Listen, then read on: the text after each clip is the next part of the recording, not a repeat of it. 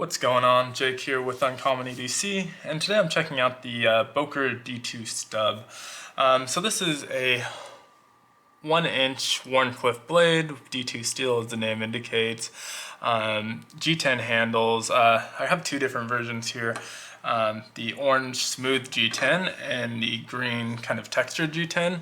I'm not sure how well the texture will pick up on camera, but for a knife this size, it actually makes a pretty big difference, smooth versus textured.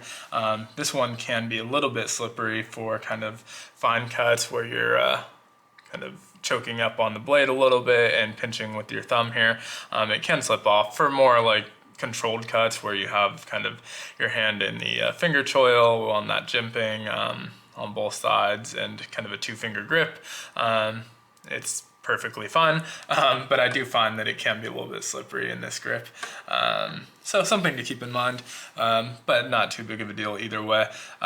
So these, again, I think I mentioned already, have a 1-inch blade. Overall, they're just under 3 inches open. I think about 2.75, which you can see here on this 3-inch ruler. They're just shorter than that. The handle itself is about 1 3/4 inch. And so, yeah, you just used to fall just under 3 inches total open, which is really cool. Obviously, a lot of blades are 3 inches, so this is going to be a super small knife. They are a titanium frame lock, so you can see here they lock up really well.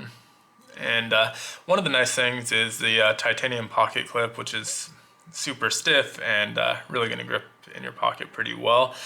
These aren't ones that I carry often, mainly just because of where they live. I keep them on my desk. I grab them all the time for opening packages, so does my wife. And so they're kind of separate from most of my other knives, so not something that I even think about carrying usually, although they would make a really nice fifth pocket carry just due to their tiny size. But yeah, so they have this titanium frame lock which locks up really well, and I think what I was about to say was that the titanium pocket clip is perfectly placed, and I'm not sure if this is intentional or not, but to keep you from pushing on that frame lock, which can be an issue with some frame locks where you're kind of pinching on it, and when you're opening the blade or closing, I guess not closing it because you intentionally would be doing it there, but when you're opening it, you can pinch on that. But where the pocket clip lands, it's very unlikely that you actually do pinch on that. Your finger just kind of naturally falls into this groove within the pocket clip, and so haven't run into any issues there. This can be kind of rolled open one-handed.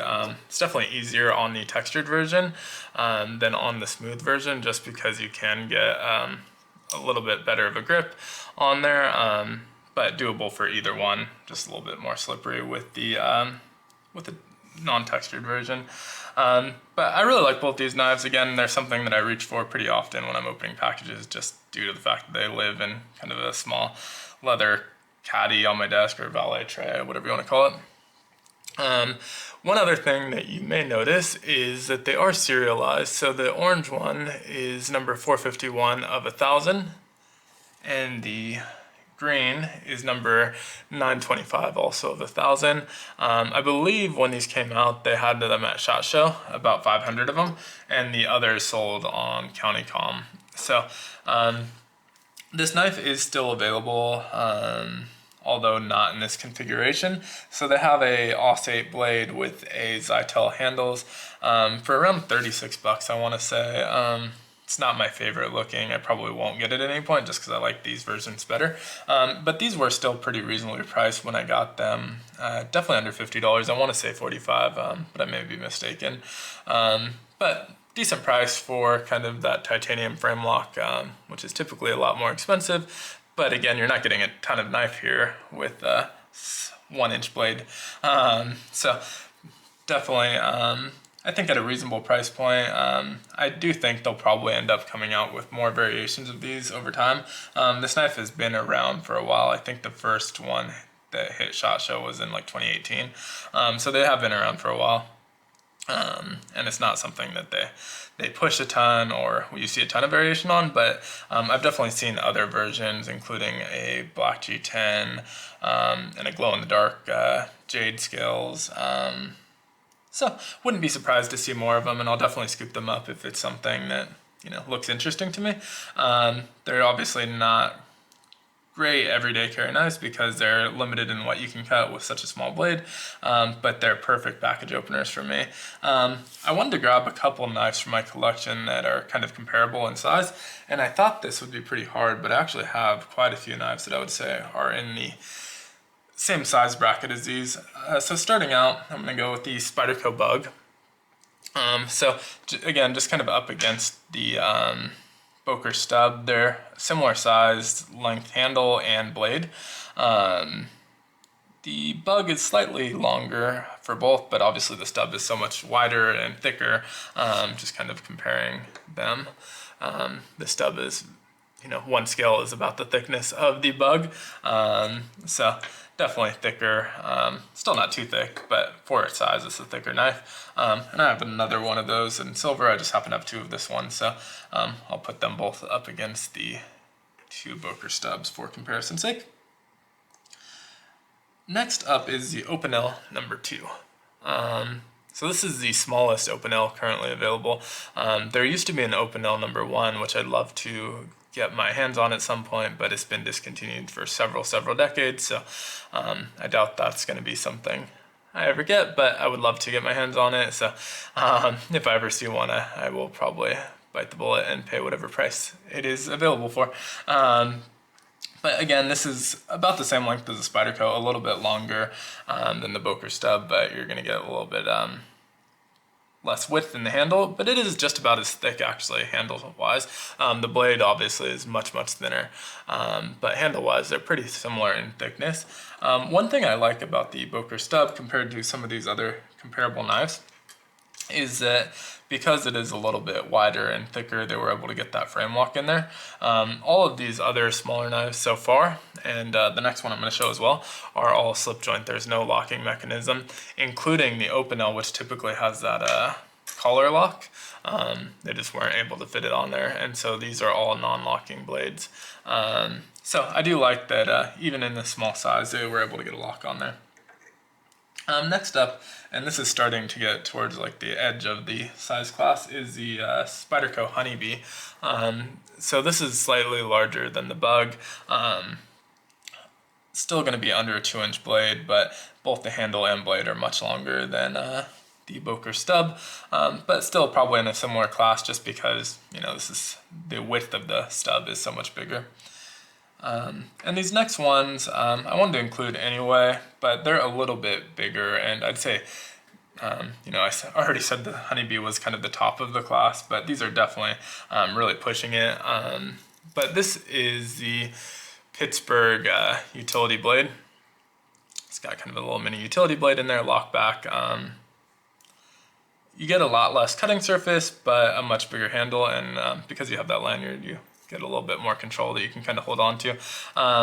So this is a little bit different than all of the other options, which is why I wanted to include it, but definitely still within that kind of sub 2-inch blade. Obviously this is much smaller than that, but also just kind of smaller knife. And then this one I've done a video on. I probably should have cleaned that up before I started this video, but I didn't clean any of these. But it has a lot of tape residue on the blade because this is another kind of package beast for me. This one does have a locking mechanism similar to the Pittsburgh, which had the lock back. This is just a liner lock. This is a Concept Mini Corvid, and I have a video out on this as well as the XL Corvid if you want to check it out.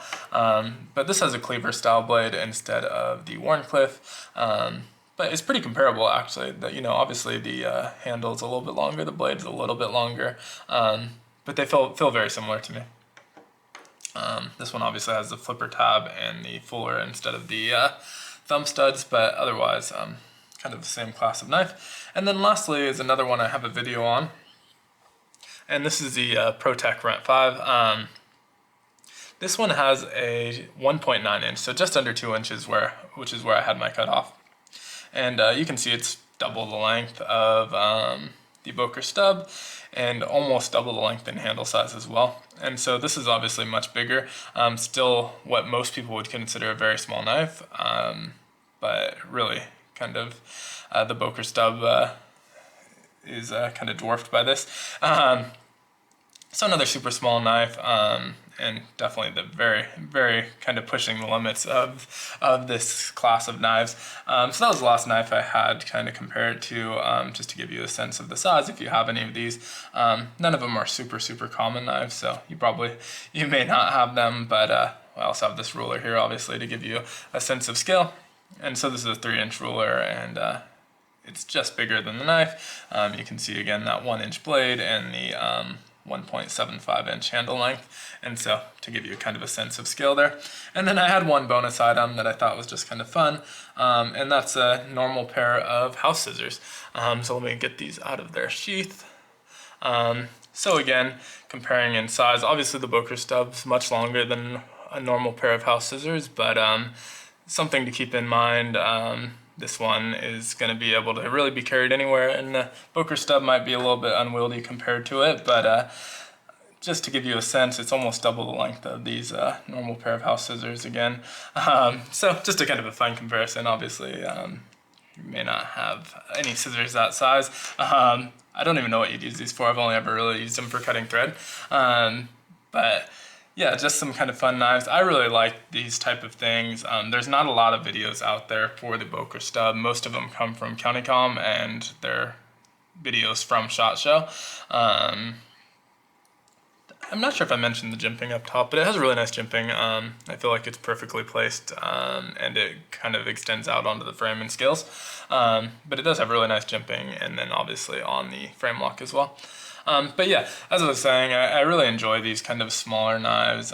Any knives that really are kind of unconventional are definitely in my wheelhouse. I collect conventional knives, of course, as well, but I really enjoy just kind of collecting these kind of things. They're fun for me. Obviously not something that's necessarily an EDC, but fun to have, fun to show off, and hopefully I'll make more of these type of videos with just kind of weird, out-of-the-box knives. I know that there's a smaller than the Spyderco Bug, the Rough Rider. I don't remember the name of them, but they have some that are probably about half the size if I'm judging the pictures correctly. So I definitely want to pick those up. I think they're only like $4.99 maybe on SMKW, so I'll probably pick those up at some point. But definitely always on the lookout for kind of unconventional knives, and had a lot of fun with these ones, so I thought I'd show them off. But let me know what you think, if you'd get one of these, if you have one of these, and thanks for watching, and as always, like, comment, subscribe, hit that notification bell. As I always say, it helps the channel immensely, and I hope you have a great one.